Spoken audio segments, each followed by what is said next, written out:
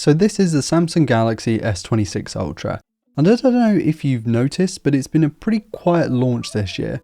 Twitter hasn't been going nuts about how revolutionary it is. Most reviews currently published say it's actually a pretty good phone, but it's starting to feel a little bit stagnant. I don't know if Samsung was anticipating the Chinese to launch their Ultra phones in the West this year, but unfortunately for the top Galaxy phones, that means that this is starting to look a little bit dated. Dare I say even boring, but at the same time, this is one of the best phones you can buy right now. So is there really too much to complain about? Or is there one thing that Samsung could do to fix this entirely? I'd really appreciate it if you consider subscribing to the channel, as it means more access for me, which means better content for you for free. Cheers guys. Before we delve into the issues I and others have had with this phone, let me first talk about some of the key upgrades Samsung made this year. Those are the new display, slightly updated cameras, some software stuff, and a design tweak.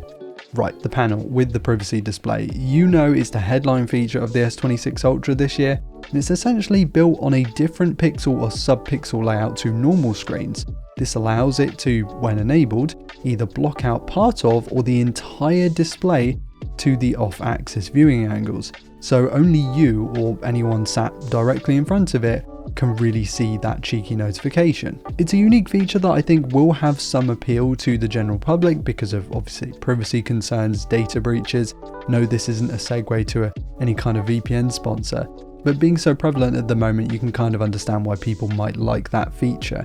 It's not something that I'm terribly interested in, if I'm totally honest, but it is one thing that this has over its competitors. I think that's quite important. That is the name of the game for Samsung this year with the Ultra, is having those unique Galaxy Ultra specific features on board.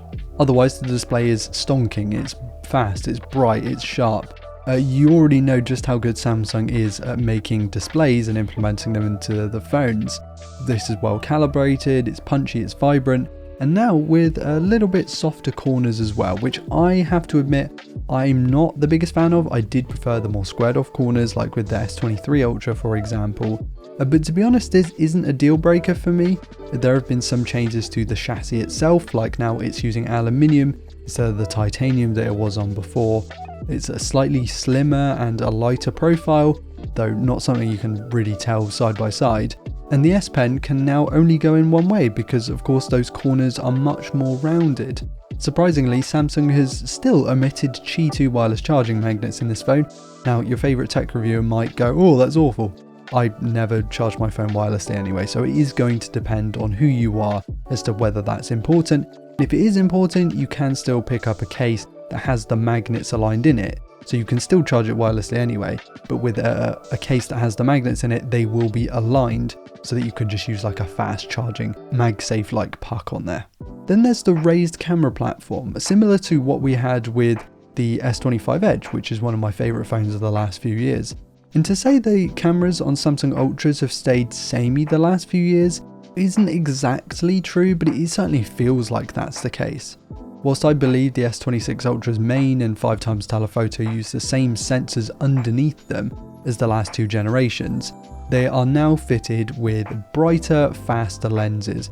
That means that there's more light hitting the sensors for better performance in varied lighting scenarios, and slightly shallower depth of field to go with it.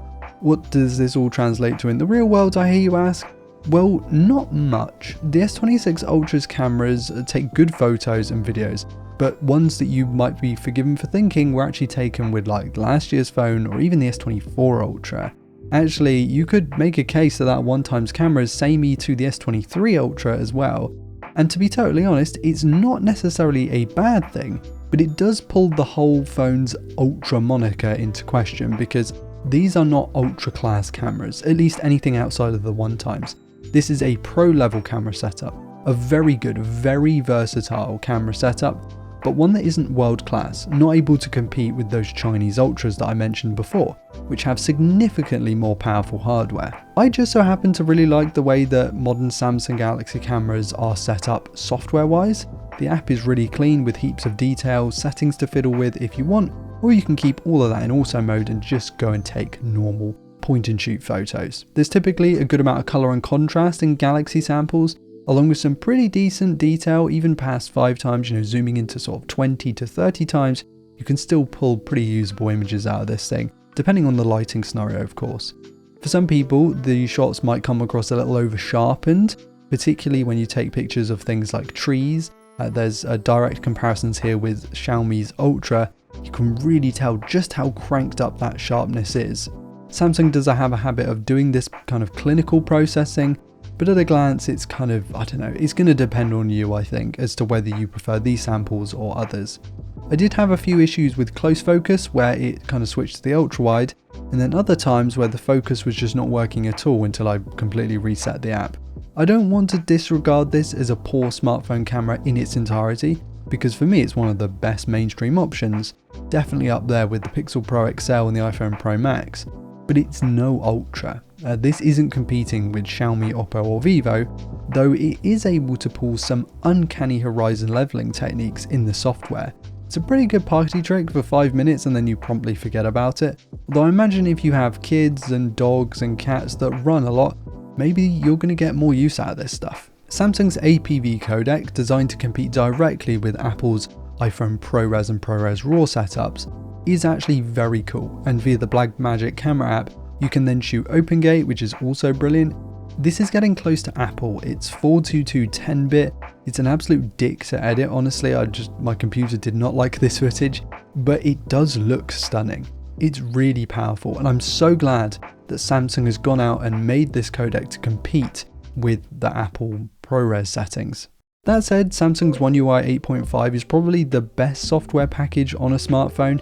It's clean, it's nice to look at, has great features in places you'd expect them. It's pretty customizable these days as well, and there's a shed load of AI smarts if you're into that kind of stuff. I'm not, so I don't touch them outside of my review period.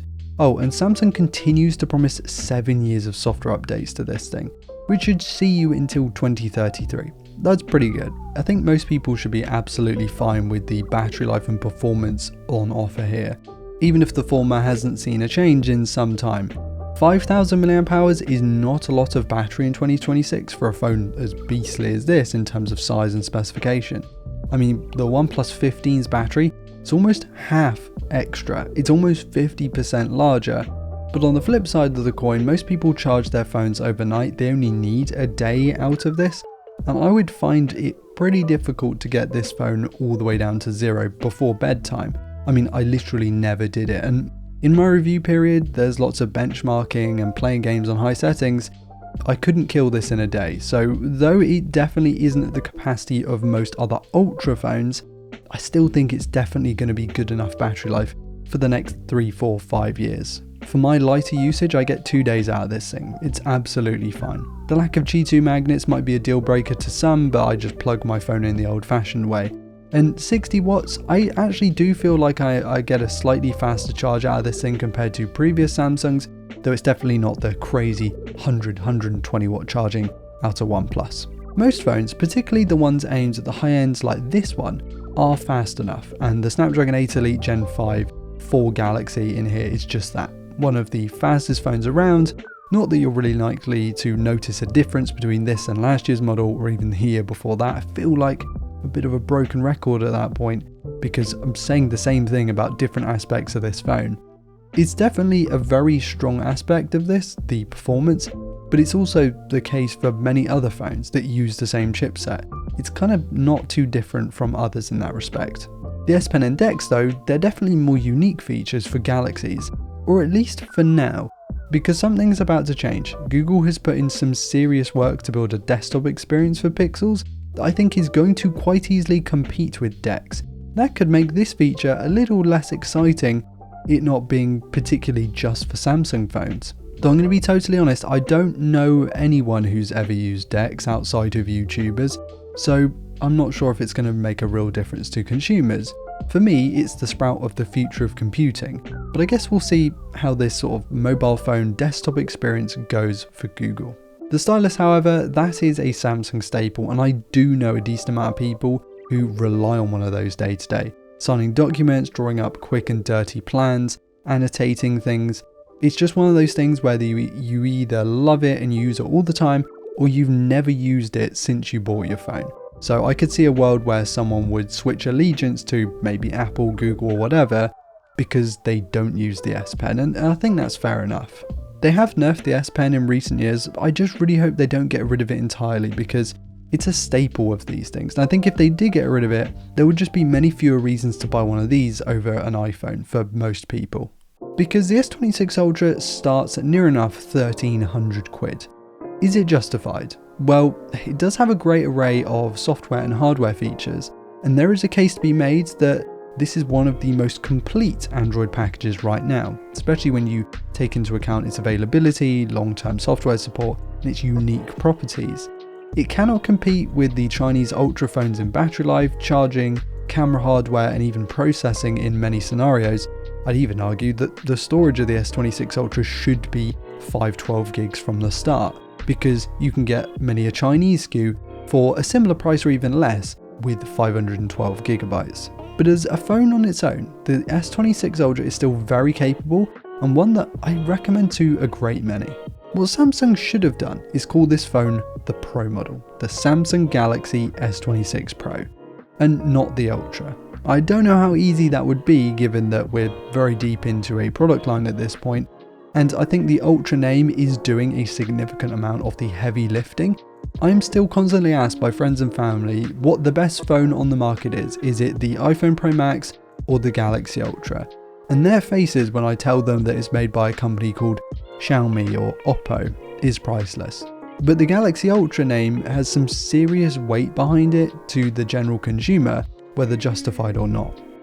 This is a Pro phone with an Ultra name on it, and I think Samsung could do well to make the next one a little more competitive in hardware, because with Xiaomi, now Oppo and Vivo sniffing around in Europe, things could be about to get very interesting indeed.